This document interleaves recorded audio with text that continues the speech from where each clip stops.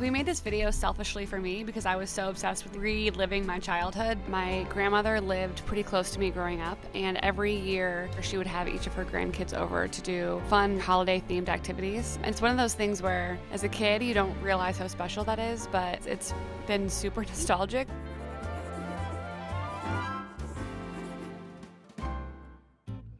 So my Aunt Ginger went through all of my grandma's old Christmas stuff. Took her a few weeks. She finally dug it up and she sent me a photo of it. Honestly, I kind of gasped when I saw the recipe because it had handwritten notes all over it. Some of it were highlighted. It was discolored. It was so old. My grandmother had written it on her old typewriter. It, like, pulled at my heartstrings when I first saw it. It was, I don't know, it was really cool because especially like when I was a kid, I never saw the recipe because she would always make it. So being able to kind of look back and see this was, I don't know, it was really special. It's a reminder that all recipes are living. And this is at least how I do it. Like, I always take notes myself. We use kosher salt here at Tasty. It's not gonna sift the way that all the other ingredients are, so I just put it in separately. So much can change in a recipe when different people do it. My grandma recommended using nonstick spray on the Dutch oven that you're using. So even if you're using like a nonstick surface, it still helps it release a little bit better. So this is actually called a melting method cookie. We're making it in a pot, which is not typical of a lot of cookies, but because this has so much liquid in this recipe, it's a perfect melting method cookie. So what we're really just trying to do is dissolve the sugar and all that liquid and bring this to a boil really quickly just to make sure that all of the sugar is melted. A cup at a time, we're going to incorporate the dry ingredients into the wet. And you don't have to be super precise about this. It gets very hard to stir once you incorporate more of the flour. She says use 4 cups and then use the remaining cup when you're kind of kneading the dough together.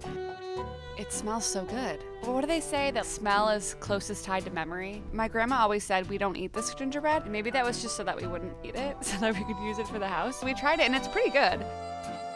Thanks for your help. It's heavy, there's a lot in there. You want to work this when it's pretty warm. It's going to settle a little bit and be kind of a loose dough, but it shouldn't be super, super sticky. A lot of her notes were like basically saying don't use all the flour. So I was trying to be aware of that as I was kneading this together. It's funny, I wish I could ask her these questions, but I can't.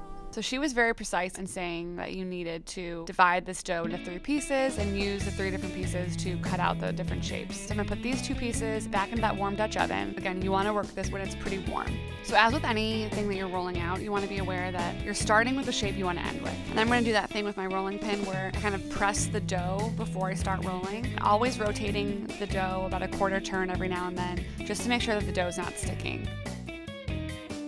Between like a 1/4 and 1/3 of an inch is probably a good thickness for this. So the thing about making a house is you do want to be careful that you're cutting straight lines. While a ruler is not totally necessary, I would recommend it. Wait till you guys see this. We have templates for you to use. You can print them out and use them for your own house at home.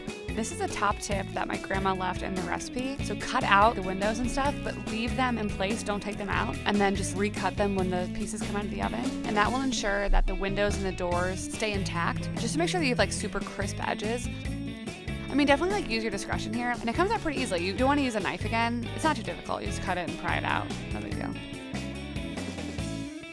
So here you can see on the left is where we left the pieces in and cut them afterwards, and on the right we took them out before baking. It's kind of a cute look, but wasn't the look that we were going for. You definitely want to let these bad boys cool before you do anything with them. I would even make these a day ahead of time if you know that you're going to be making these. And we figured we'd throw in a bonus recipe for you guys this year. It's a softer gingerbread. Since you won't be eating the house, this is like a little bit more palatable, a little bit softer, you know, and more edible.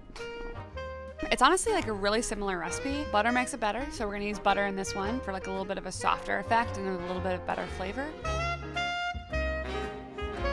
We're gonna add our brown sugar to this and completely dissolve it. It gets pretty thick with this one. It's really like nice and shiny. So once the sugar is totally melted and you can't really feel any more granules, go ahead and turn off the heat. I'm gonna add a little bit of lemon zest, and then we're gonna mix in 1 egg. I beat the egg before just to make sure that it incorporates really evenly into that mixture. Same deal, we're just gonna gradually add our dry to our wet and mix it all in until it's a good homogeneous dough. That's gonna prevent lumps and just make it a little bit easier to hydrate that flour more quickly. And then hopefully you have a friend around to help you get this out of this Dutch oven. And go ahead and kind of smush this together so it's one nice disc. And you're gonna let this chill in the fridge for about 2 hours or overnight would be great. So now that our dough is completely chilled, roll it out to about a 1/4 of an inch thickness. And then just again, making sure that the bottom's not sticking to the board. So get your hands under there, make sure you're using enough flour that's not sticking. And I don't need anything to be like a perfect shape here. Again, always making sure that it's not sticking to the board. Now you can start with your cookie cutters. And I like to put a little bit of flour on the side of the board whenever I'm using cookie cutters because you want to flour the cutter a little bit so that it doesn't stick or take any of the dough back with you. Knock off any excess and then go ahead and make little cuts in the dough. Press down evenly, a little bit of a shimmy, a little bit of a shake to make sure that you're really getting like a good cut and that you're separating the shape from the rest of the dough around it. If you like a much softer gingerbread, definitely take these out when they're just set. But if you like to have more of that snap, bake them a little bit longer. And then once they're cool enough to handle, you can eat them as is. You can decorate them if you want, add more candy to these. Not my gumdrop buttons. Name the movie, just kidding. This is a pretty classic royal icing. So she uses egg whites. We use pasteurized egg whites with this, just in case anyone is eating it. If you don't want to use egg whites, you could also use meringue powder, a little bit of cream of tartar.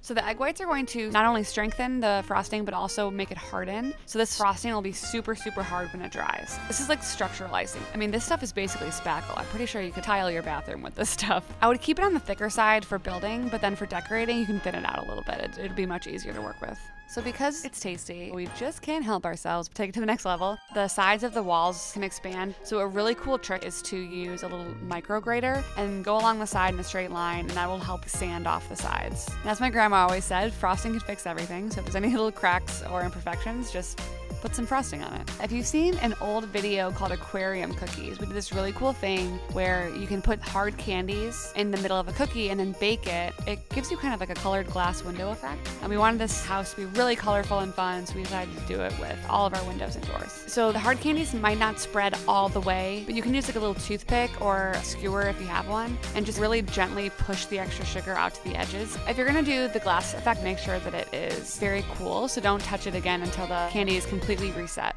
If you've ever made a gingerbread house before, the roof can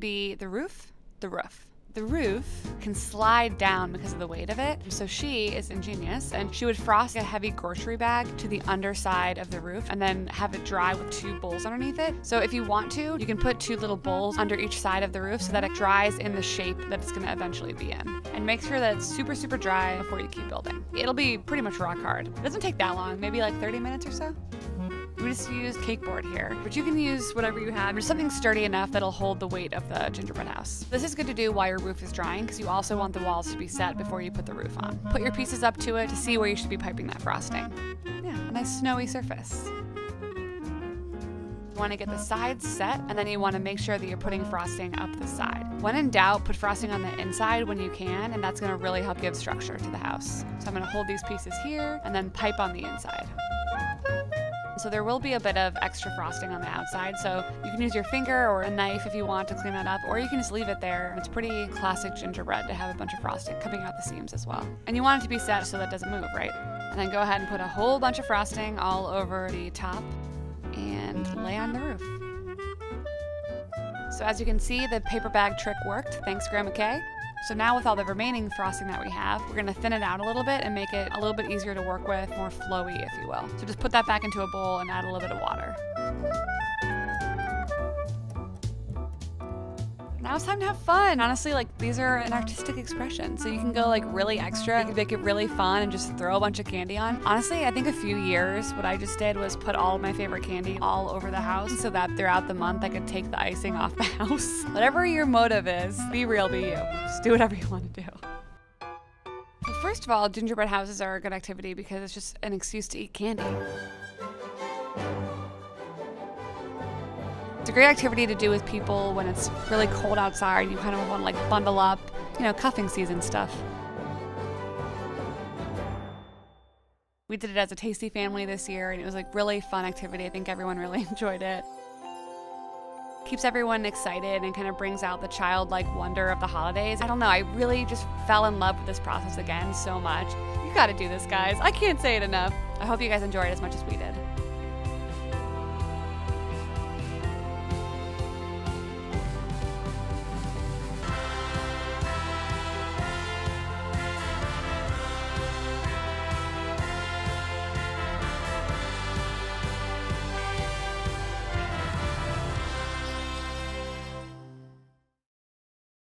Not my gumdrop buttons.